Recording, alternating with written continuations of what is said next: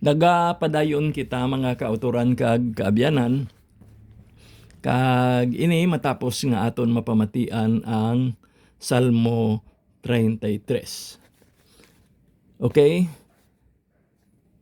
Sa pagpadayon naton na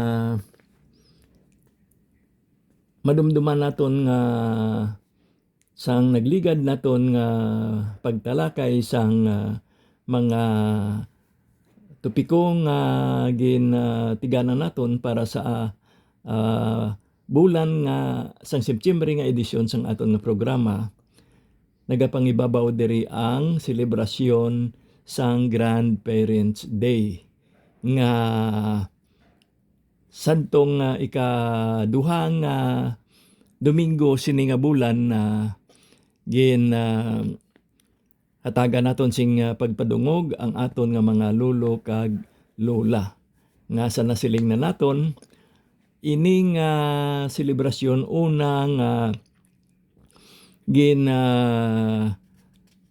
hiwat didto sa US sang panahon ni President Jimmy Carter kag sa ulihi nagnaini sa bilog nga kalibutan lakip na diri sa aton nga pungsod. Kag sa kaangtanan sini may mga dugang nga mga leksyon kita nga matun-an nagikan sa kay President Carter sa kaangtanan sining selebrasyon sang Grandparents' Day. Kag para sa mga lolo kag lula naton ayhan aton isa-isahon ang mga 15 ka gininumerar ni President Carter nga sang ulihi iya man ini nga pahamtang sa iyang libro nga sinulatan. Okay, no? May mga leksyon kita nga matun-an agod nga ang aton nga kabuhi bilang mga senior citizens masiling naton nga may kabugusan, no? May kapupun-an. Okay. Una diri ang paghatag naton sang balor sa aton nga panimalay kag kaabyanan kay ang mga katapo sang aton nga pamilya kag ang aton nga mga kaabyanan mga importante, no? Labing importante nga mga katawhan sa aton kabuhi. Ikaduha diri amo nga mangin mapainubuson lamang kita kag mangin mahinatagon sang kompasyon. Kuwaon naton ang bugal sa aton nga mga kaugalingon. Itartaro naton ang tagsa-tagsa ang nagapalibot sa aton nga may respeto. Ano man ang ilang kahimtangan sosyal o kung ano man ang mga background nga nagapalibot sa ila. Ikatatlo, magpaninguha kita. Magtrabaho sing maukod kag mangin mapinadayonon. Hindi naton pagkahangawaan ang mga medyo mataas nga mga o kon daw ambisyoso nga mga tinutuyo naton sa kabuhi. Kay sarang gihapon naton ina malabot kung may pagpangabudlay kita nga ginahimo. Ano man nga mga handom naton sa kabuhi kung aton nga panginbudlayan sarang gid naton nga malambot. Ikaapat, mangintampad lamang kita kag aton himuon permi ang maayo nga mga butang. Bisan pa may mga kabudlayan, tinguhaon naton nga yara kita sa tadlong nga dalan. Ikalima, mangin mahinatagon kita. Aton nga gamiton ang aton mga tinion kag ang mga pagkabutang nga yara sa aton agod nga kita makabulig sa mga nagakinahanglan. Ikaanom, mangin mapasinalamaton kita. Pasalamatan naton ang mga butang nga aton nga naangkon. Kag ang mga bendisyon nga mga biyaya nga nagalabot sa aton kinahanglan hatagan man naton ini sang balor kag kung ano ang sarang naton nga mapaambit ipaambit naton. Hindi naton pagbaliwalaon ang mga biyaya nga nagaabot sa aton. Ikapito, hindi kita mahadlok sa mga kapaslawan. Kay inaduna gid sa kabuhi. Ang mga kapaslawan nga nagaabot sa aton nga kabuhi atubangon naton. Kag tihinguhaan naton nga malampuwasan ang negatibo nga mga epekto sini. Ikawalo, mangin pinatawaron kita. Patawaron naton ang aton nga mga isig kapariho kag mismo man ang aton nga kaugalingon. Ikasyam, magpangabuhi kita sa presente nga tinion, no? Sa subong sa sining inadlaw sang aton nga pagsinalayo. Hindi kita magpuyo sa nagliligad ukon magsagad sang palibog para sa palaaboton. At ubangon naton ang subong nga tinion kag ang mga pagpanghangkat nga dulot sini. Ikanapulo, i-enjoy naton ang kabuhi. Pangitaon naton ang mga pagkabutang nga ginakabig naton na mga pasyon para sa aton. Kag hataga naton sing tiempo nga mahinguyang naton ang ining mga butang nga dapat naton nga iga-enjoy. Ika-11, mangin bukas kita sa bag-o nga mga eksperyensya. Tinguhaan naton nga patigayon ang bag-o nga mga butang kag hindi kita magpabilin sa ginalantaw naton nga komportable lamang o kung kasulhayan lamang para sa aton nga pagsinalayo. Ika-12, mangin pinamangkutanon kita. Agod nga kita makatuon. Agod nga kita may pagabasihan nga eksperyensya sang katulad sa aton nga maaplikar man naton sa aton nga pagpangabuhi. Ika-13, hindi kita mangin mahinadlokon. Magtindog kita sa kung ano man ang aton ginatuuhan nga para sa aton maayo nga magatulod sa aton sa kaayuhan. Bisan pa nga daw hindi ini popular nga tinindugan. Ang pagtawag sini amo ang pagiging courageous naton, no?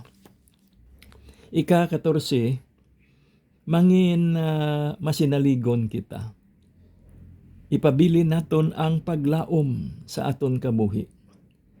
Tuuhan naton nga may maayo nga mga palaabuton nga natigana para sa aton.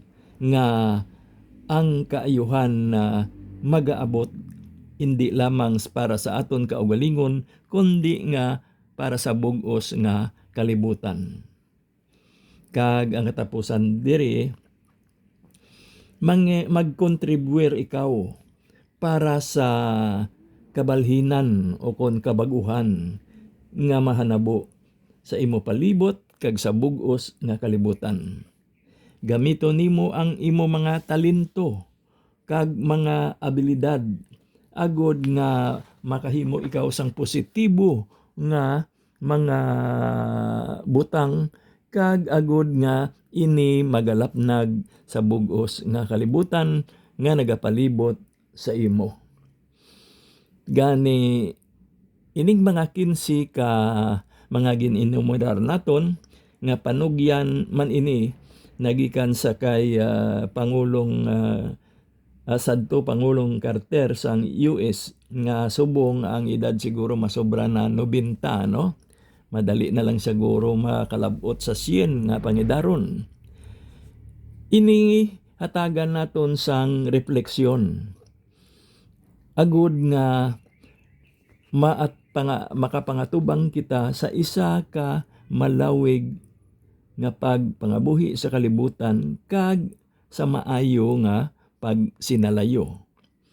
Ining ginpakig-ambitan sa aton ni President Carter, nagikan man ini sa kaalam nga iya naangkon sa iya nga pagpuyo sing malawig na nga panahon diri sa kalibutan. Kag ini nagtalakay sa nanari-sari nga mga topiko kag masakupan diri amo ang aton nga pagtuo. Ang para sa aton panimalay ang padalagan sang aton nga panguluhan kag ang serbisyo. May mga leksyon nga matun-an kita sa sininggin enumerar naton nga universal kag sarang naton man maaplikar sa para sa tanan anuman ang ila nga edad kag kon anuman ang ila nga mga background sa ila nga kabuhi. Gani kabigo naton ini nga mga leksyon nga magahatag sa aton sang inspirasyon sa aton nga pagkabuhi nga sa aton nga patigayon sang aton nga mga hilimuon kag mga misyon.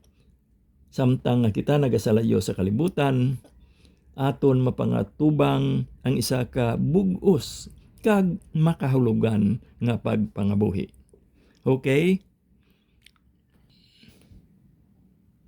Nagapadayon kita mga kauturan kag kaabyanan kag sa sininga bahin sang aton programa para sa sininga adlaw nga edisyon aton nga pagabatunon ang mga mensahe gikan sa aton mga connections online. May connection kita sa Twitter, may page kita sa FB, sa Pinterest, sa Google kag iban pa nga mga palaagyan online agod nga kita makabaton sang mga mensahe nga iga pakigambit man naton sa sining aton nga palatuntunan sa kahanginan.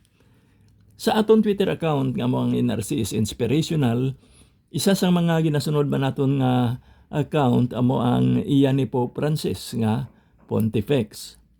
Kag siling sang aton nga Santo Papa, si Kristo buhi kag maluyag gid siya nga tanan kita magakabuhi. Siya ang matudtuod nga katahom kag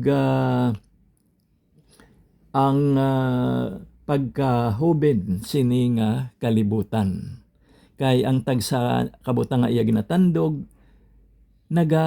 ang konsing pagkalamharon nagabag-o kag nagakapun-an sang kabuhi kag kahulugan. Sunod, ang nagika naman sa mga sumulunod ni Pope Benedict XVI nga aton sadto Pope Emeritus, ang mga ginakabig nga sagrado sang mga nagliligad nga mga henerasyon nagapabilin nga sagrado kag dalagko para sa aton kag ini padayon nga mangin makahulugan kag makahatag sang kaayuhan para sa aton. Ang masunod ang nagikan kay Sis Marquet Reyes paagi sa iyang Facebook account nga ginasunod man naton paagi sa aton pahina sa Facebook. Kag dira kita naga-share sang iya nga mga mensahe. Tamyaw naton si Sis Marquet kag ang iya bugos nga panimalay. Lakip na ang aton nga pagpanamuyaw man kanday Brad Fel kag sa mga kabataan kag kaapuhan. Kag siling ni Sis Marquet, himua ang tagsa kabutang nga may maayo nga tagipusoon kag indi mag-ekspektar sang anuman nga balos. Okay? Ang masunod ang nagikan kay Sister Luz Aguilar sang Arevalo distrito sining syudad, kagatapo man sang aton nga Arevalo chapter, kag ang iya mensahe iya ginapalambot kaupod sang bugos niya nga panimalay, lakip na ang pagpanamyaw para sa sini nga kahaponanon. Ang mensahe nagasiling, hindi nimo pagpanumdumon ang hindi nimo sarang mahimo. Imo nga panghuna-hunaon ang imo masarangan nga mahimo kag himuon nimo ini sing maayo. Amen. Dinalan ini nga una ginsambit ni San Padre Pio. Okay, gikan sa isa ka opisyal sang simbahan, ang mensahe ang aton ginpakig-ambitan nagasiling, ipahamtang sa imo nga panghuna-huna kaglabaw pa sa imo nga tagipusoon nga ang Dios nagahigugma sa imo, sa aton tanan-tanan ginahigugma niya kita sa walay katubtuban. Amen. Kag ang katapusan diri ang nagikan kay ukon sa isa ka katapo man sang aton simbahan. Ang mensahe nagasiling, bulahan siya nga nagapadayon sa pihak sang mga pagtilaw, kay sa iya nga paglampuwas sini siya makabaton sang kuruna sang kabuhi nga ginsaad sang Ginoo sa tanan nga nagahigugma sa iya. Sa kaangtanan sini basahon manaton ang libro ni Santiago sa kapitulo 1 bersikulo 12. Okay, mga mensahe ini nga natigana naton para sa sining adlaw nga edisyon sang aton nga palatuntunan sa kahanginan. Kag kay ginakulang na kita sang tiempo, ato na nga pagatakpan ining aton nga programa. Sa sining bahin mga kauturan kag kaabyanan, aton na nga pagasambiton ang aton concluding prayer. Sa ngalan sang Amay, sang Anak kag sang Espiritu Santo. Amen. O mahal namon nga Dios, kinahanglan gid namon ikaw sa tagsa ka adlaw. Kinahanglan namon ikaw sa tanan nga tinion, sa tanan nga minuto kag sa tanan nga segundo sang amon kabuhi. Kami nagaginhawa sa bangod, kami nagakinahanglan sa imo, kag kami wala sing kapag-on nga maangkon kung indi nagikan sa imo. Gani mahal nga Amay, bendisyoni kami. Bendisyoni ang bugos namon nga panimalay. Bendisyoni kami sa tanan nga tinion. In Jesus name, Amen. Sa ngalan sang Amay, sang Anak kag sa Espiritu Santo. Amen. Mga kauturan kag kabyanan, nagpamati kamo sa aton nga programa sa kahanginan, ang inspirasyon sang mga senior citizens. Ini si Brother ninyo nga nagasiling, may God bless us all.